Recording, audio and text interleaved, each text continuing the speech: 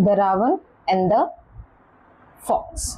Class 6 की pome है, आज हम ये पढ़ेंगे। पर्च्ड का मीनिंग होता है किसी ऊंची जगह पे बैठना, और लिम्ब का मतलब होता है पेड़ की डाली। तो इसमें कवि कह रहा है कौवा जो मिस्टर रावण है वो कौन है? कौवे का नाम है, ये कौवा है। जो कौवा है वो एक पेड़ की बहुत ऊंची डाली पर बैठा हुआ है। रेनार्ड नाम का लोमड़ी पेड़ के पास आकर कौवे को ऊपर देखती है। रेनार्ड किसका नाम है? फॉक्स का। और वो क्या कर रही है? लुक्ड अप मतलब ऊपर की तरफ देखना, ठीक है। तो रेनार्ड नाम की लोमड़ी है जो पेड़ के पास आती है और ऊपर की तरफ कौवे की ओर देखती है। For the raven held in his great big beak, held मतलब पकड़ना, और ग्रेट बिग बीक मतलब बड़ी सी चोंच। कौवे की बहुत बड़ी सी चोंच में कुछ पकड़ा हुआ है कौवे ने। अ मॉर्सल मीनिंग होता है खाने का छोटा टुकड़ा, ठीक है, खाने का छोटा सा टुकड़ा।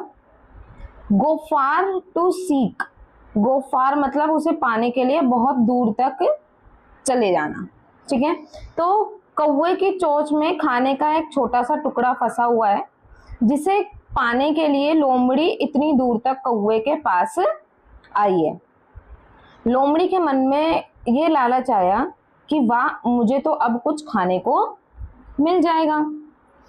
Said the fox in admiring tones, admiring tones मतलब होती है तारीफ करने वाली आवाज में, ठीक है, बहुत जैसे लालच देना, ठीक है।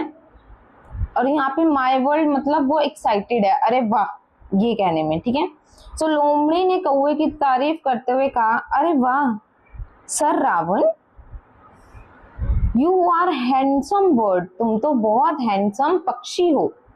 सच feathers if you would only sing. अब उसने क्या कहा कौवे से कि तुम तो बड़े हैंडसम पंछी हो भाई, और तुम्हारे इतने अच्छे अच्छे फेदर्स हैं, तुम्हारी आवाज भी बहुत अच्छी हो, अगर तुम उसमें गाना गाओ, बस अपने पंखों को फैला के, सुंदर से पंखों को फैला के एक बार आप मेरे लिए क्या करो, गाना गा दो। The birds of these woods मतलब यहाँ पे है जंगल, ठीक है, यहाँ पे वुड्स का मीनिंग है जंगल। वुड कॉल यू किंग, अब सारे जंगल के जितने भी पक्षी है जब आप गाना गाओगे तो आपको यहाँ का क्या मान लेंगे? राजा मान लेंगे। यानी लोमड़ी कौवे को बहुत बड़ा चढ़ा के उसके कुछ खासियत बता रही है और उसको महसूस करवा रही है कि वो बहुत ज्यादा स्पेशल है, बहुत ज्यादा खास है।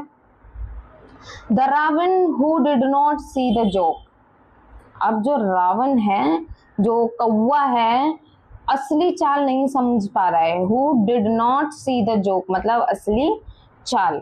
अब कौवा जो है वो लोमड़ी की असली चाल को नहीं समझ पा रहा है, उसे लग रहा है लोमड़ी सच में उसकी तारीफों के पुल बांध रही है। Forget that his voice was just a crook, अब वो भूल चुका है जो कौवे की आवाज है वो क्या है? क्रूक मतलब बहुत ज्यादा ऐसे काऊ काऊ आवाज कानों में चुभती है ना, वैसी सी आवाज है कौवे की।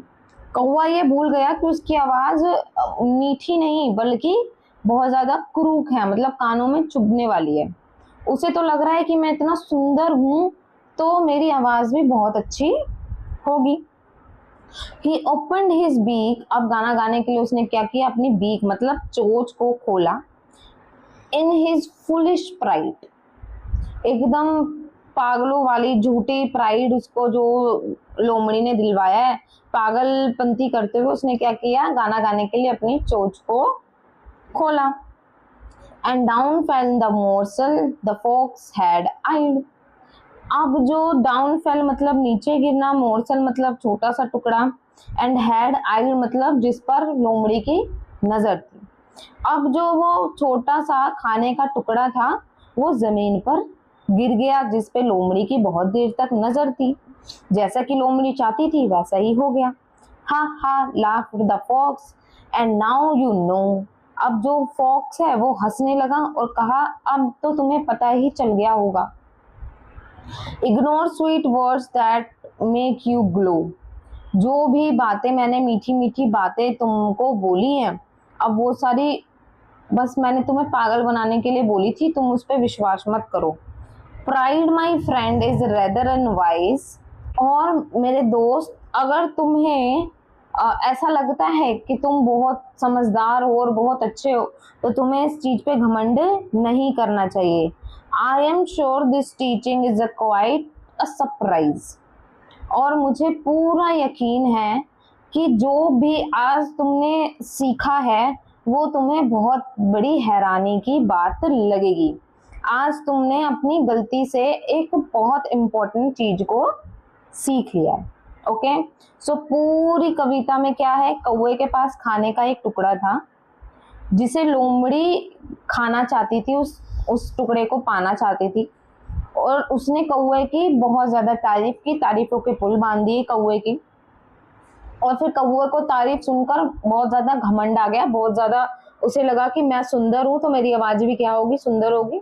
और गाना गाने के लिए उसने अपनी जैसी चोंच खोली, खाने का टुकड़ा नीचे गिर गया और लोमड़ी ने उठा लिया और खा लिया। अंत में हमें इस पोम को पढ़ के क्या सीख मिलती है?